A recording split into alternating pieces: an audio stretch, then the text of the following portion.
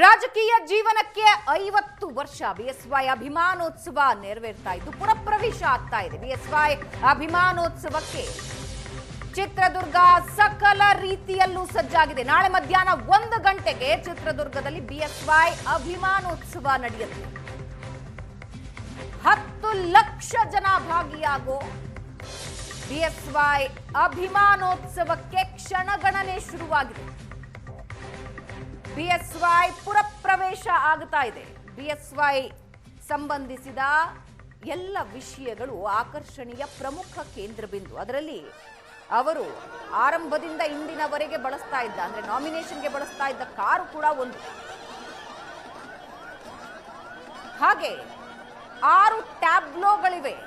ಅವರ ರಾಜಕೀಯ ಜೀವನದ ಪ್ರಮುಖ ಘಟ್ಟಗಳನ್ನ ಪ್ರತಿಬಿಂಬಿಸುವ 6 ಟ್ಯಾಬ್ಲೋಗಳು. ಇನ್ನು ಹಾಗಾದ್ರೆ ನಾಳಿನ ಕಾರ್ಯಕ್ರಮ ಹೇಗಿರುತ್ತೆ, ಇದ್ರ ಬಗ್ಗೆ ಬಿಜೆಪಿ ರಾಜ್ಯಾಧ್ಯಕ್ಷ ವಿಜಯೇಂದ್ರ ಮಾತಾಡಿದ್ದಾರೆ ನೋಡಿ. ಭಾರತೀಯ ಜನತಾ ಪಾರ್ಟಿ ಕೇವಲ ನಗರಕ್ಕೆ ಸೀಮಿತ ಆಗಿರ್ತಕ್ಕಂಥ ಭಾರತೀಯ ಜನತಾ ಪಾರ್ಟಿಯನ್ನ, ಬಿಜೆಪಿಯನ್ನ ಹಳ್ಳಿಗೆ ತೆಗೆದುಕೊಂಡು ಹೋಗಿ ಪಕ್ಷದ ಸಂಘಟನೆಯನ್ನ ಬಲಪಡಿಸ್ತಕ್ಕಂಥ ನಿಟ್ಟಿನಲ್ಲಿ ರೈತ ನಾಯಕರು, ಹೋರಾಟಗಾರರಾಗಿರುವಂತಹ BS ಯಡಿಯೂರಪ್ಪನವರ ಪಾತ್ರ ಎಷ್ಟಿದೆಯೋ ಈ ಅಂಬಾಸಿಡರ್ ಕಾರ್ CKR45 ಪಾತ್ರವೂ ಕೂಡ ಅಷ್ಟೇ ಇರುವಂತದ್ದು.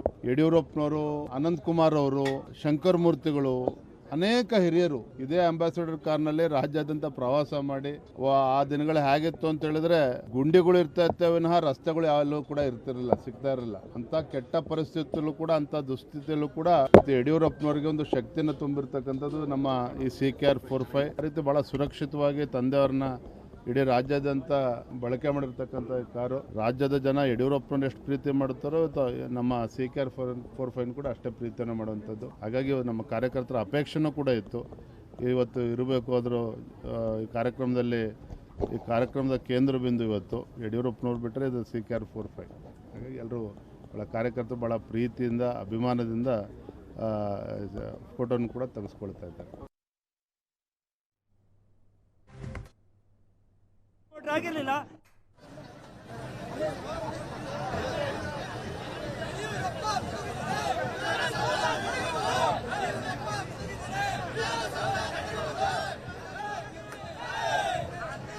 ಅಭಿಮಾನಿಗಳ ಘೋಷಣೆ ನೀವು ಕೇಳಿಸ್ಕೊಳ್ತಾ ಇದ್ದೀರಾ.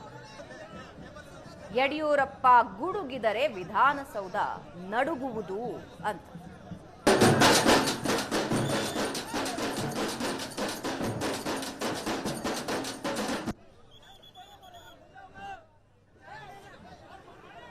ಒಂದು ಕಡೆ ಪೂರ್ಣ ಕುಂಭ ಸ್ವಾಗತ, ಮತ್ತೊಂದು ಕಡೆ ನೇಗಿಲು.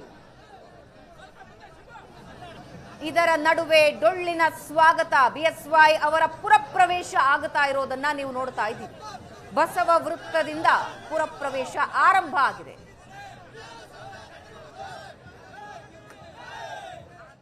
BSY ಅಭಿಮಾನೋತ್ಸವ ಕಾರ್ಯಕ್ರಮಕ್ಕೆ ಕ್ಷಣಗಣನೆ ಶುರುವಾಗಿದೆ. ಊಟದ ಉಸ್ತುವಾರಿ ವಹಿಸಿರ್ತಕ್ಕಂಥ ವಿಶ್ವನಾಥ್ ಸರ್ ಇದ್ದಾರೆ, ಅವ್ರನ್ನೇ ಮಾತಾಡ್ತಾ ಇರ್ತೀನಿ. ಈಗ ಯಡಿಯೂರಪ್ಪ ಅವ್ರ ಮನೆಗೆ ಯಾರೇ ಹೋದರೂ ಕೂಡ ಊಟದ ಟೈಮ್ಗೆ ಊಟ ಆಗ್ತಾಯಿದ್ರು, ತಿಂಡಿ ಆಗ್ತಾಯಿದ್ರು. ಅವರ ಕಾರ್ಯಕ್ರಮದಲ್ಲಿ ಎಲ್ಲೂ ಕೂಡ ಊಟದ ಕೊರತೆ ಆಗಬಾರ್ದು ಅಂಥೇಳಿ ಇವತ್ತು ಬೆಂಗಳೂರಿನ ಶಾಸಕರು ಅದರ ಜವಾಬ್ದಾರಿನ ನಮ್ಗೆ ಕೊಟ್ಟಿದ್ದಾರೆ.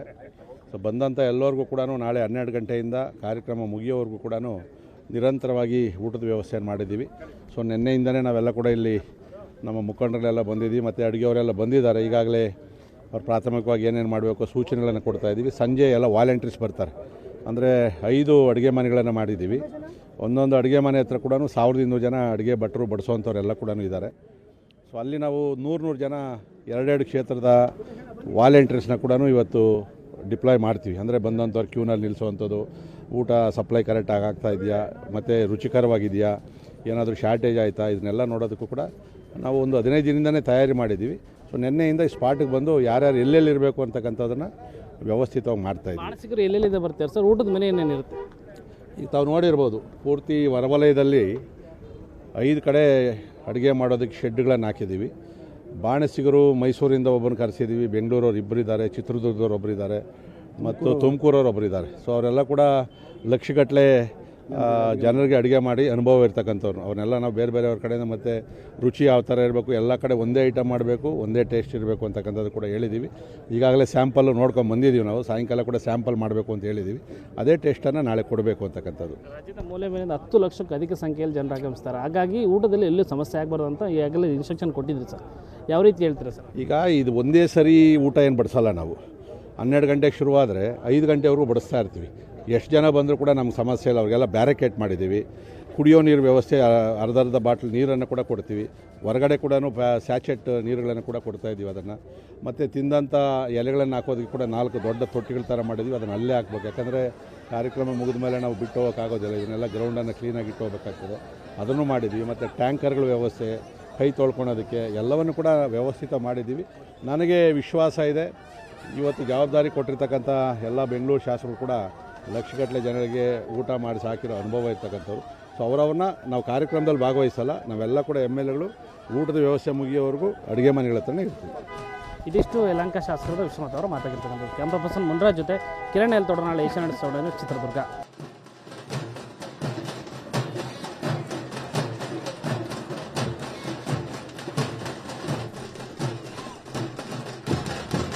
ಬಿಎಸ್ ಯಡಿಯೂರಪ್ಪ ಹಾಗೂ ಸಿದ್ದರಾಮಯ್ಯ ಅವರು ಶಾಸಕರಾಗಿ ಆಯ್ಕೆಯಾದ ವರ್ಷ ಒಂದೇ, 1983.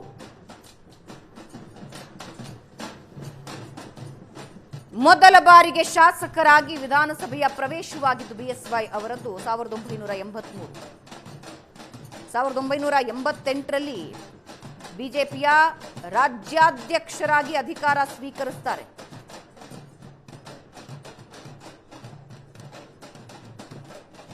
1700 ಮಂದಿಯನ್ನ ಜೀತ ಪದ್ಧತಿಯಿಂದ ವಿಮುಕ್ತಗೊಳಿಸ್ತಾರೆ. ಬಗರ್ ಹುಕುಂ ರೈತರ ಪರ ಹೋರಾಟ ಮಾಡ್ತಾರೆ ಯಡಿಯೂರಪ್ಪ. ನಿರಂತರವಾಗಿ ರೈತ ಪರ ಸ್ಪಂದಿಸಿದ ರಾಜಕಾರಣಿ, ರೈತರ ಪರವಾಗಿ ಹೋರಾಟಕ್ಕೆ ಇಳಿದ ರಾಜಕಾರಣಿ, ರೈತರಿಗಾಗೇ ವಿಶೇಷ ಬಜೆಟ್ ಮಂಡಿಸಿದ ನಾಯಕ.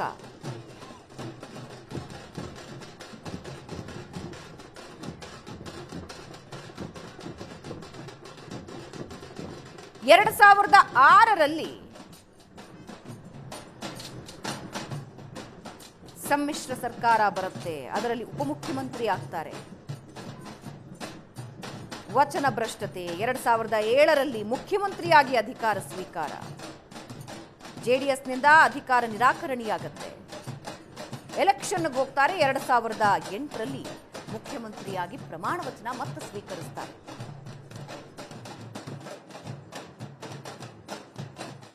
ಯಡಿಯೂರಪ್ಪಜಿಯವರ ಈ ಒಂದು 50 ವರ್ಷದ ಸಾರ್ಥಕತೆಯ ಜೀವನದ ಒಂದು ಯಶೋಗಾಥೆ ಅಂತ ಹೇಳಬೇಕು. ಸಂಘಟಾತ್ಮಕವಾಗಿ ಬಿಜೆಪಿಯನ್ನು ಸಂಘಟನೆ ಮಾಡಿ ಅಲ್ಲಿಂದ ಇಲ್ಲಿಯವರೆಗೆ ಈಗಲೂ ಕೂಡ ಎಲ್ಲ ನಮ್ಮಂಥ ಕಾರ್ಯಕರ್ತರಿಗೆ ಅವರು ಮಾದರಿಯಾಗಿದ್ದಾರೆ.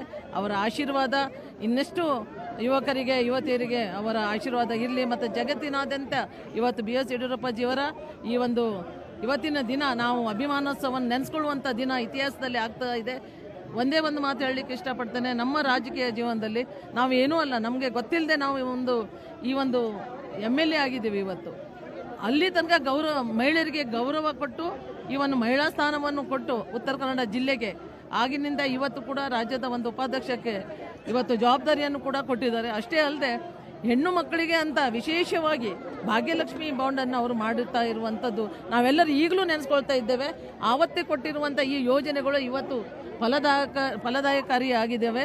ರೈತರಿಗೆ ಆದಷ್ಟು ಯೋಜನೆಗಳು, ಯುವ ಮಕ್ಕಳಿಗೆ, ರೈತರ ಮಕ್ಕಳಿಗೆ ವಿದ್ಯಾನಿಧಿಯನ್ನು ಕೊಟ್ಟಿದ್ರು, ಸೈಕಲ್ಗಳನ್ನು ಕೊಟ್ಟಿದ್ರು. ಇದೆಲ್ಲವೂ ನೋಡ್ತಾ ಇದ್ರೆ ಯಡಿಯೂರಪ್ಪಜಿಯವರು ಯಾರಿಗೂ ತಪ್ಪದೆ ಪ್ರತಿಯೊಂದು ಜಿಲ್ಲೆಯಲ್ಲಿ ಏನು ಹಳ್ಳಿಗಳಿದೆ ಆ ಹಳ್ಳಿಗಳಿಗೆ ಏನು ಅಭಿವೃದ್ಧಿ ಆಗಬೇಕು ಆ ಅಭಿವೃದ್ಧಿಗೋಸ್ಕರ ಅನೇಕ ಯೋಜನೆಗಳನ್ನು ಸಪ್ರೇಟ್ ಆಗಿ ಅವರು CM ಆದಮೇಲೆ ಸಪ್ರೇಟ್ ಆಗಿ ಆ ಯೋಜನೆ ತಂದಿದ್ರು. ಯಡಿಯೂರಪ್ಪಜಿಯವರ ಈ ಒಂದು 50 ವರ್ಷದ ಸಾರ್ಥಕತೆಯ ಜೀವನದ ಒಂದು ಯಶೋಗಾಥೆ ಅಂತ ಹೇಳಬೇಕು. ಸಂಘಟಾತ್ಮಕವಾಗಿ ಬಿಜೆಪಿಯನ್ನು ಸಂಘಟನೆ ಮಾಡಿ ಅಲ್ಲಿಂದ ಇಲ್ಲಿಯವರೆಗೆ ಈಗಲೂ ಕೂಡ ಎಲ್ಲ ನಮ್ಮಂಥ ಕಾರ್ಯಕರ್ತರಿಗೆ ಅವರು ಮಾದರಿಯಾಗಿದ್ದಾರೆ. ಅವರ ಆಶೀರ್ವಾದ ಇನ್ನೆಷ್ಟು ಇವತ್ತು BS ಯಡಿಯೂರಪ್ಪಜಿಯವರ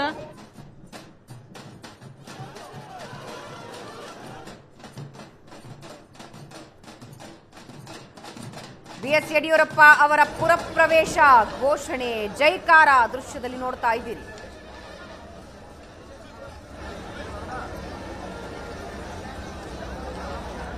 ಸುತ್ತಲೂ ನೇಗಿಲು ಹಿಡಿದ ಕಾರ್ಯಕರ್ತರು.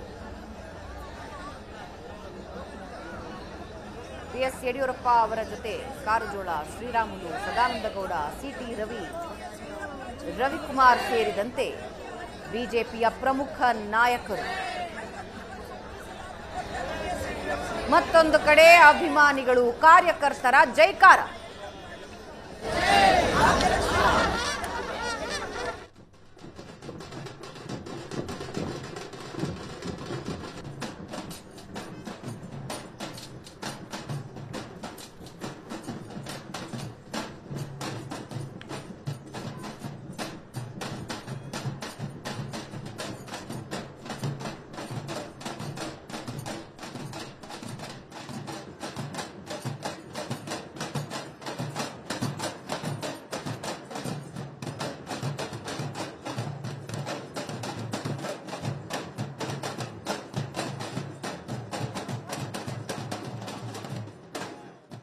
ಇದನ್ನು ಸಾಂಸ್ಕೃತಿಕ ಹಬ್ಬವನ್ನಾಗಿ ಆಚರಣೆ ಮಾಡ್ತಕ್ಕಂಥದ್ದಕ್ಕೆ ವ್ಯವಸ್ಥೆಯನ್ನು ಮಾಡಿದೆವು.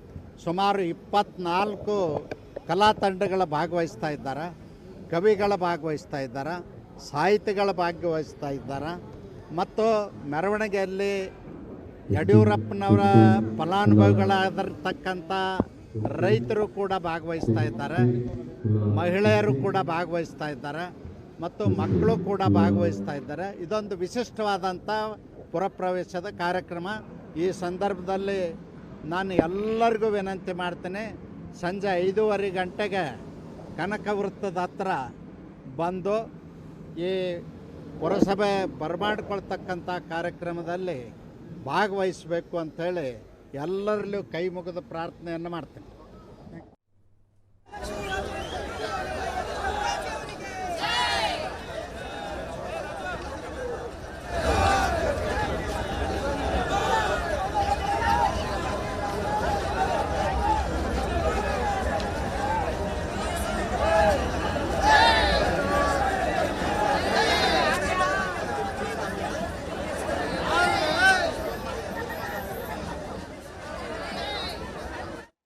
$5,000 ಕೋಟಿ ಕೊಟ್ಟಂತ ಒಬ್ಬ ಮಹಾನ್ ನಾಯಕನ ಇವತ್ತು 50ನೇ ವರ್ಷದ ಸುದೀರ್ಘ ರಾಜಕಾರಣದಲ್ಲಿ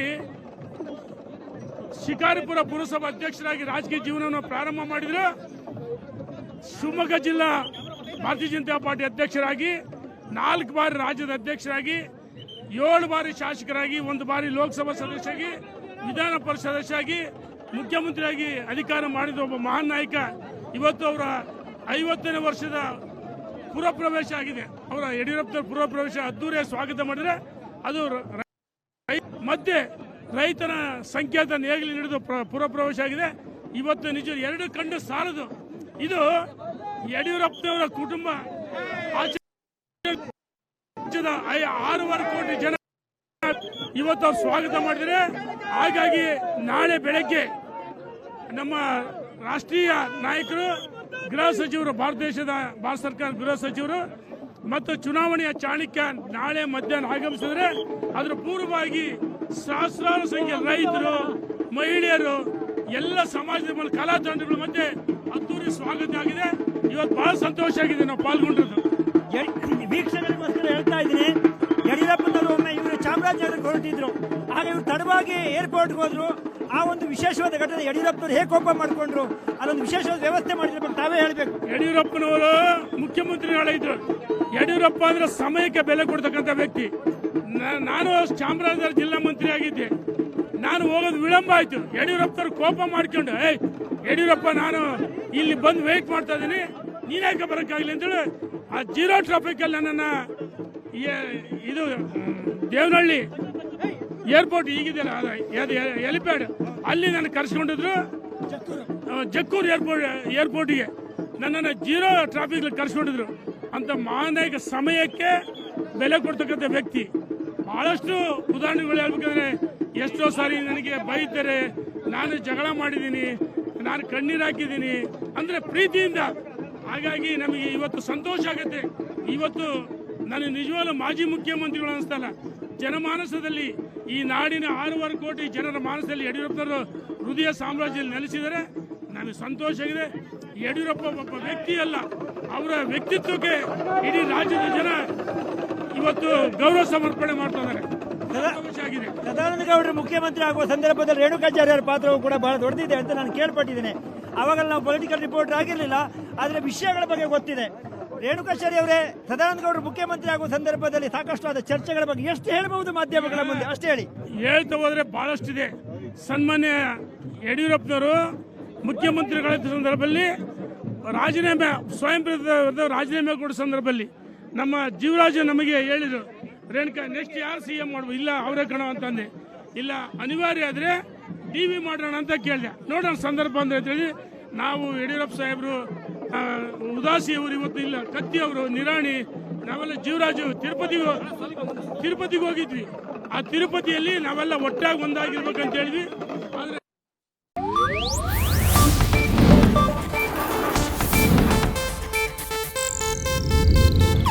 ಇದು ಏಷ್ಯಾನೆಟ್ ನ್ಯೂಸ್ ನೆಟ್ವರ್ಕ್ ಪ್ರಸ್ತುತಿ.